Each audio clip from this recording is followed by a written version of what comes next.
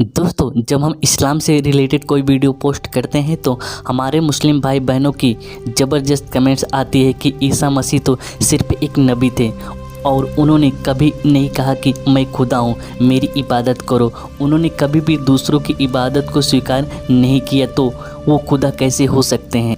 क्या मसीहियों के पास इससे रिलेटेड कोई प्रूफ है? क्या मसीह इस बात को साबित कर सकते हैं कि यीशु मसीह ही खुदा है? दोस्तों, इस वीडियो में कुछ ट्विस्ट है, क्योंकि हम सिर्फ बाइबल से ही नहीं बल्कि कुरान से भी आज इस बात को प्रूव करेंगे कि यीशु मसीह खुदा है। और कैसे हैं वो आप इस वीडियो में जानेंगे। और हम यीशु के जन्म से लेकर यीशु मसीह की मृत्यु तक और यीशु मसीह के जी उठने तक आज इस वीडियो को प्रूव करेंगे कि क्यों यीशु मसीह ही खुदा है। तो चलिए दोस्तों, हम शुरू करते हैं। दोस्तों, पहली बात, Jesus was worship as a child.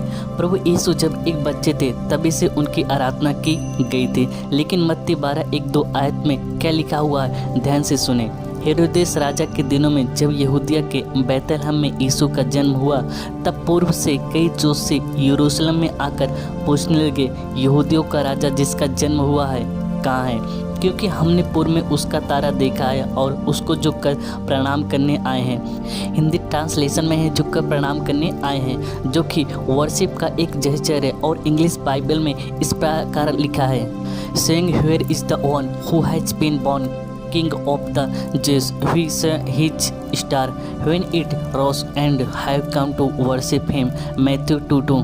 पूरब से आने वाले जोशी कहते हैं कि हमने उसका तारा देखा है और उसकी आराधना करने हम यहाँ पर आए हैं। एक बच्चे की आराधना करने के लिए वह हज़ारों किलोमीटर ट्रेवल करते हैं, और कुछ तो खास होगा उस बच्चे में, इसलिए तो वह हज़ारों किलोमीटर की यात्रा तय कर उस समय में आए थे। और देखिए 11वीं आयत में क्या लिखा है कि वह बालक यीशु तक पहुँच जाते हैं और वहाँ यीशु की आराधना करते हैं। लेकिन क्या लिखा है, वो उस घर में पहुंचकर उस बालक को उसकी माता मरियम के साथ उन्होंने देखा और दंडवत होकर बालक की आराधना की। यहाँ पर शब्दों पर ध्यान दें, बालक की आराधना की और अपना अपना थैला खोलकर उसे सोना, लोबान, गंधरस की भेंट चढ़ाई। अब देखिए ये जोशी यहाँ पर यीशु की आराधना कर रहे हैं और प्रभु यीशु ने उन्हें नहीं रोका। जी हाँ, बालक यीशु ने उन्हें नहीं रोका। अब हमारे मुस्लिम भाई और काफ़ी सारे लोग कहेंगे कि अरे यीशु उस समय उन्हें कैसे रोक सकते थे, वो तो जस्ट एक बच्चे थे। देखिए, अगर मान लीजिए कि यीशु सिर्फ एक बच्चे थे इसलिए वो नहीं कह पाए कि मेरी आराधना मत करो, तो मुस्लिम सूरह अल-मैदा उसके 10:10 को कैसे एक्सप्लेन करेंगे? क्योंकि कुरान की सूरह अल-मैदा में लिखा है कि ईसा जब बच्चे थे तभी से वो बोलते थे, मिट्टी की चिड़िया में जान डाल देते थे।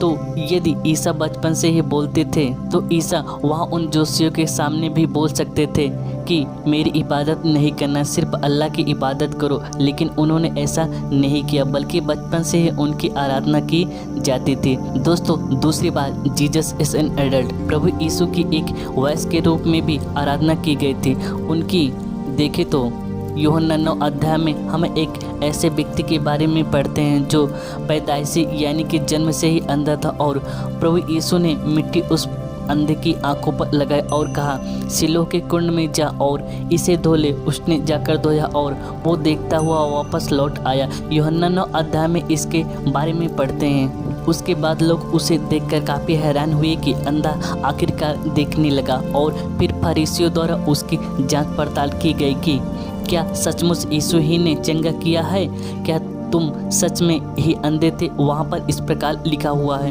उन्होंने उस अंधे से फिर कहा, उसने जो तेरी आंखें खोली तो उसके विषय में क्या कहता है? उसने कहा, यह भविष्यवक्ता है। सिद्दीक़ फरीसी यहाँ पर आ रहे हैं और अंधे से इंक्वायरी करने की कोशिश कर रहे हैं। उससे पूछ रहे हैं कि तू यीशु के बारे में क्या कहता है? और उसका कहना था कि एक नबी है कि भविष्यवक्ता है। लेकिन यहूदियों को इस अंधे की बात पर बिल्कुल भी विश्वास नहीं था। वह कहने लगे कि यीशु की नहीं बल्कि परमेश्वर की स्तुति कर। तब उन्होंने उस मनुष्य को जो अंधा था दूसरी बार बुलाकर उससे कहा, परमेश्वर की स्तुति कर, हम तो जानते हैं कि वह मनुष्य पापी है।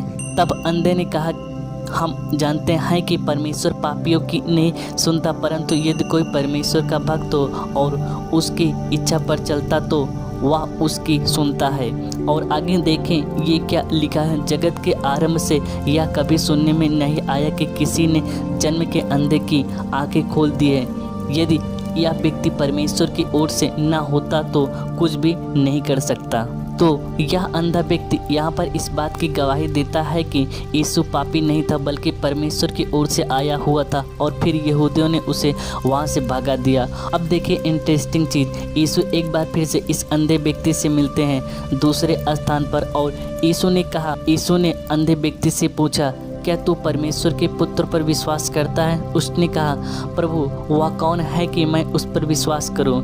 यीशु ने उससे कहा, तूने उसे देखा भी है और जो तेरे साथ बातें कर रहा है वही है। उसने कहा, हे प्रभु मैं विश्वास करता हूँ, और उसे दंडवत किया। अंग्रेजी में लिखा है, he said Lord I believe and he worshipped him.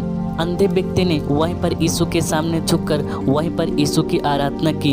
यह अंधा तो सोचता था कि यीशु एक प्रॉफिट है, लेकिन यीशु का दावा था कि वह परमेश्वर के पुत्र हैं, और उस व्यक्ति ने यीशु की वहीं पर आराधना की। और देखिए जब वह वहीं पर यीशु की आराधना कर रहा था तो यीशु ने उसे नहीं रोका।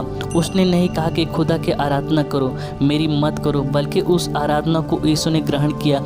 यीशु ने कहा, जो तेरे सामने खड़ा है, जो तुझसे बातें कर रहा है, वही परमेश्वर का पुत्र है। और सिर्फ यही एक ऐसी घटना नहीं बल्कि मत्ती 14 अध्याय में यह यीशु की परमेश्वर के रूप में जब वह नाव पर थे वहाँ पर उनकी आराधना की गई थी। यीशु के पुनरुत्थान के बाद यीशु के चेलों ने उनकी आराधना की थी। मत्ती 28 अध्याय में हम इसके बारे में पढ़ते हैं। यीशु जब स्वर्ग में चढ़ गए थे तब लूका 24:52 के अनुसार यीशु के चेलों ने उसकी वहाँ पर भी आराधना की थी, जहाँ यीशु की इबादत की गई। और यीशु ने कभी भी लोगों को ऐसा नहीं कहा कि मेरी इबादत मत करो, लेकिन यीशु वहाँ पर उनकी आराधना को, उनकी इबादत को ग्रहण किया।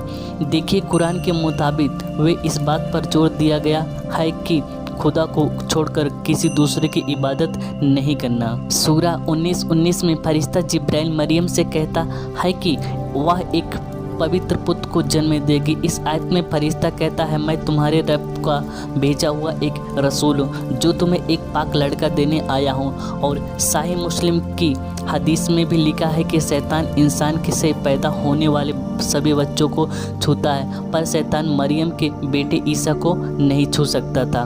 तो यीशु के पास स्पेशल अधिकार थे, उसके पास स्पेशल ताकतें थे, क्योंकि वह खुद परमेश्वर थे कि शैतान सबको छू सकता था, लेकिन वह कभी यीशु को नहीं छू पाया।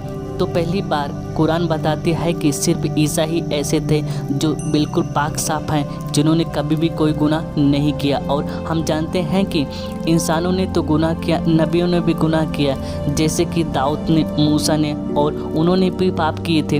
अब क्योंकि सिर्फ यीशु ने गुनाह नहीं किया, so that's very clear evidence कि यीशु ही खुदा है। और जैसा हाल ही में हमने पढ़ा था कि सबको शैतान छू सकता है, लेकिन ईसा को नहीं छू सकता था।